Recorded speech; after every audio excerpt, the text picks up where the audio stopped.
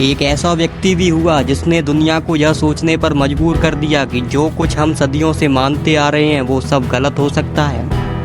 हम बात कर रहे हैं गैलीलियो गैलीली की, विज्ञान का योद्धा जिसने अपने टेलीस्कोप से यूनिवर्स को देखा और चर्च की सत्ता को चुनौती दे डाली।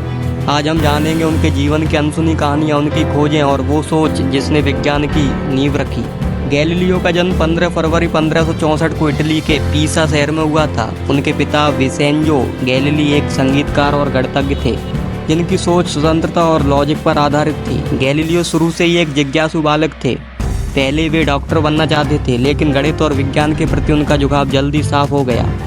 गैलीलियो ने एरिस्टोटल फिजिक्स को खुली चुनौती दी। वो मानते थे कि हमें प्रकृति को समझने के लिए एक अनुभव और गणना का सहारा लेना चाहिए, न कि केवल पुस्तकों का।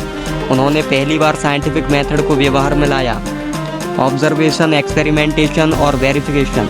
गैलीलियो ने देखा कि चाहे पेंडुलम की स्विंग छोटी हो या बड़ी, समय लगभग समान रहता है। यहीं से शुरू हुआ टाइम मेजरमेंट का आधुनिक विज्ञान। पीसा के झुके हुए टावर से उन्होंने अलग अलग वजन की वस्तुओं को गिराया और सिद्ध किया कि वो एक साथ गिरती हैं, जो न्यूटन के गुरुत्वाकर्षण सिद्धांत की नींव रखता है।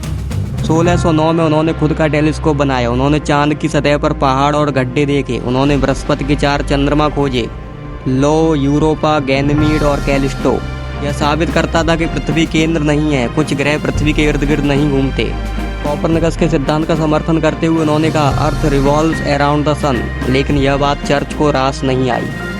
गैलीलियो का यह कहना था कि सूर्य केंद्र में है, चर्च को चुनौती देने जैसा था। 1633 में उन्हें इन विचारों के लिए चर्च के सामने पेश होना पड़ा। उन्हें जबरन अपने सिद्धांत से मुकरना पड़ा और उन्हें हाउस अरेस्ट में डाल दिया गया। अपनी जिंदगी के आखिरी वर्षों तक गैलीलियो का मानना था कि you can not teach a man anything, you can only help him find it with in himself. उनके लिए विज्ञान सिर्फ एक विषय नहीं बल्कि सच्चाई तक पहुंचने का रास्ता था। उन्होंने देखा, परखा, गलतियों से सीखा और नई दिशा दी।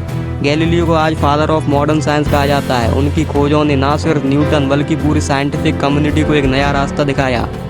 उनकी मृत्यु 1642 में हुई, लेकिन उनकी सोच आज भी जीवित है, हर वैज्ञानिक प्रयोग और हर खोज में। गैलीलियो ने हमें सिखाया कि जब सच्चाई आंखों के सामने हो तो डरना नहीं चाहिए, चाहे दुनिया खिलाफ क्यों ना हो। अगर आपके पास लॉजिक और प्रूफ है तो एक दिन पूरी दुनिया आपके साथ होगी।